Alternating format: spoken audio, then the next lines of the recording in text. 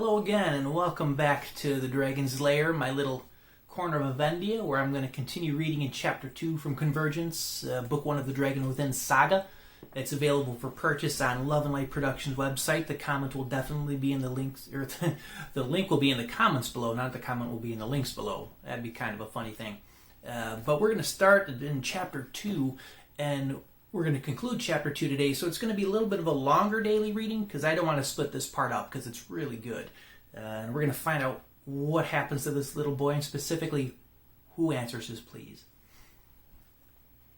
Little one who I've watched for years upon years, little one who I've helped for years upon years, I can help you now, again as I have before.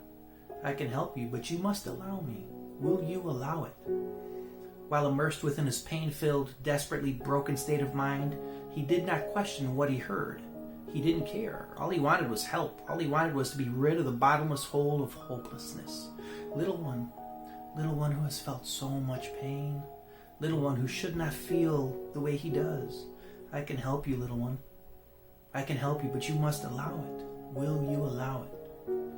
Slowly being pulled from his sobbing descent into self-absorbed pity by the gentle nudging of the voice, his awareness gained enough ground to audibly answer, "Who are you?" "I am he who helped you stand. I am he who helped you walk. I am he who cares.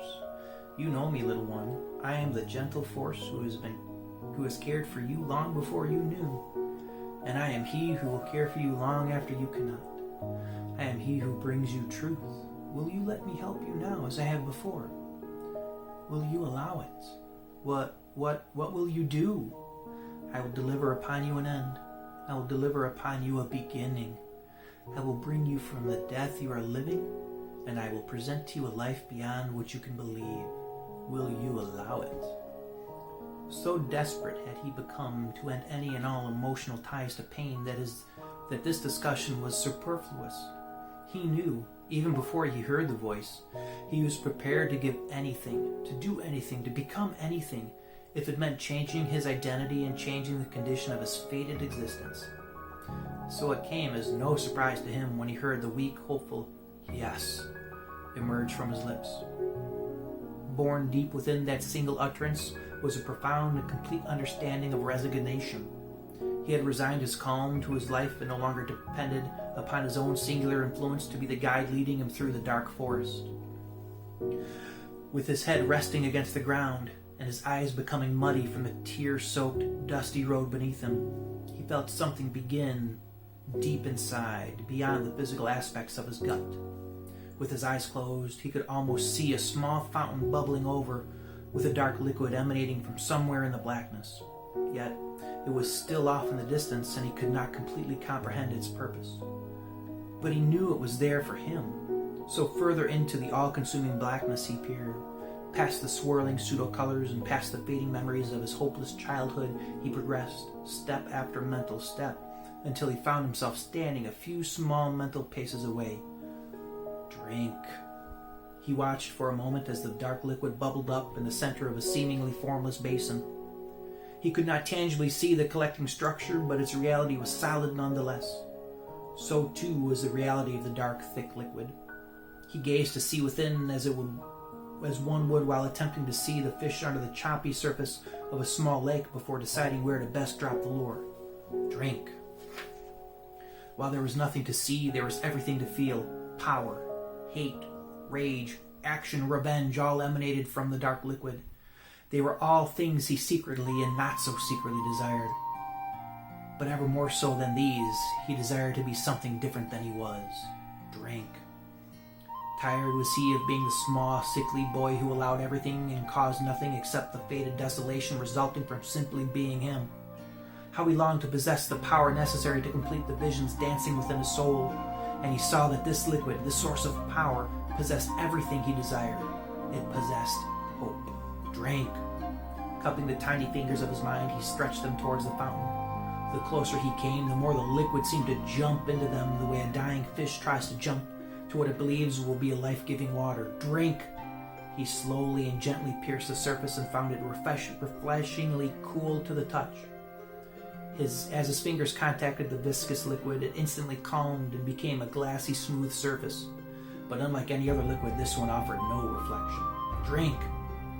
As he pulled his hands out of the water, slowly raising them to his lips. He felt both exhilarated and calm the way one does when a promise is being fulfilled. As the liquid crawled past his lips, down into the recesses of his mind, and deeper yet into his soul, he found the strength to rise up to his hands and knees. He again submerged his mentally cupped hands into the liquid. He felt more power and more strength develop within. Yet in the distance, from a source outside of himself, he felt pride, joy, and success flow to him as if a teacher who had long studied with a student a subject that was initially beyond the student's abilities just witnessed the student pass a test. As he rose from the support of all four of his limbs, he felt a great energy sustaining him from the connection he had established within the fountain. Through this connection, the tears stopped, the pain ceased, and his focus has sharpened. With powerfully driven strides, he walked to the still open door of the orphanage with a singular intent.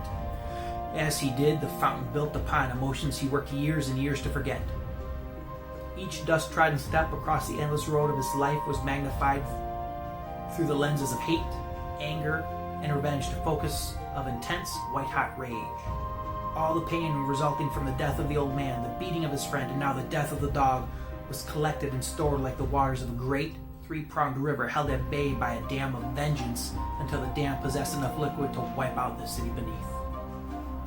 As he stepped inside the door, his presence within the moment and existence within the world seemed to grow. He felt more solid, as if his muscles and bones had been infused with extra density. His senses, drawing upon the ever-flowing dark liquid in the fountain, sharpened. He did not know how, but he could see where the beast was inside the orphanage. He extended his senses. He heard the beast's beating heart and could feel the blood being pumped through the awful man's veins as tiny ripples form in a pond and lap against the shore. He could hear every movement in his joints, but more than that, he could see his soul, dark, hollow, and charred. It radiated much of the same energy as the fountain. But the beast's soul lacked the power and purity within the dark liquid now freely flowing within the boy. "Are we going to do this again, boy?" sounded the deep, radiating voice of the beast. But the words remained all but imperceptible because the pulse of the beast's heart and blood was all he could hear. He heard, and he smiled. "What is that, boy? You dare to smile? Do you not remember?" said the beast as he turned to square his massive shoulders against the diminutive shape. Though he was aware of the sounds being produced by the coordinated efforts of the beast's lungs and facial musculature, his focus was squarely upon his intent of ending forever such sounds. His smile deepened. "Fine, boy, but this is where it ends," the beast stated as he slowly reached for the knife strapped to his boot. "I must admit, I never thought this day would come. When a small, shriveled, worthless boy found the courage or stupidity to fight me," he said as he tossed the knife from hand to hand, slowly closing the distance. "Or maybe your miserable life has finally gotten to you and you just want to die." In a fluid step to the left with a counter step to the right, the beast lashed out with a fierce and swift knife strike aimed at the boy's left shoulder. Matching his steps, yet with more speed, the boy, filled with the dark liquid, found the power within his small frame to effortlessly dodge the strike by stepping backward with his left foot in a half circle and spinning away. So unexpectedly was the boy's speed and subsequent evasion that the beast became unbalanced and stumbled 2 steps forward. Had it not been for the countertop, he would have fallen to the ground. In contrast to the out-of-control, large figure now regaining his fighting countenance, the boy remained stoic in every way except for a smile. "It looks like someone has learned a couple tricks," said the beast as he regained his balance and turned to face the boy again. "Attack." Instead of leading with a small step aimed at deception, the beast took 2 lunging strides straight forward. Using the full advantage of his massive size, he sought to pin the boy between himself and the wall. Once he closed the gap, he aimed a vicious downward thrust at the boy's exposed neck. This time there was no evasion. There was only the force of the man's rage and hate pitted squarely against the force of the dark fluid now freely and effortlessly flowing through the entirety of the small body. With a calmness betraying every visual aspect of the current scene, the boy stepped back with his right leg to brace, raised his left hand to catch the descending knife, and planted his right palm firmly against the beast's surging chest. Contact and stillness. Standing more than a foot taller and comprised of well beyond 3 times the boy's weight, one would have thought, if observing the fight from an open window, that the large man was attempting some form of dance instruction or any other explanation, because there was no physical justification for how the boy had stopped him in his tracks. Suspended in a pause of deep contemplation for perhaps the first time in his life, the beast lowered the weapons of hate and rage and did the only thing he could in this moment. He stared in amazement directly into the boy's eyes. Peering deeply, he searched for some rationality to explain the impossible. What he found gave him one answer: fear. With a subtle forward step of his extended right leg, the boy turned slightly to gather himself without losing contact established with his right palm. But whereas before he would have gathered only a small musculature, now he gathered the dark liquid and its accompanying power within the center of who he had become. The power responded. Freely and rapidly collected in anticipation of its eventual release. Within a split second's pause of his coiled posture, having quickly adapted to the sensation of familiarity of the dark liquid residing within, he felt the same connection to his immediate surroundings. There, in the air, in the emotions of the beast, and in the objects of his adjoining existence, he felt more of the connection he had established with the dark fountain. He did not understand how at the time, but he followed these connections until they each led him to smaller versions of the dark fountain. Closing his eyes, he connected again and again and again. Indulged in the ecstasy of being filled by power so dark, so beautiful, he became lost in its imbuing and momentarily forgot the focused intent of his rage, as well as all things relevant to his current endeavor. All that mattered was the power, the dark liquid, and the freedom. And then, release. Almost imperceptibly, the boy uncoiled and unleashed the full onslaught, devastation of all the power he contained.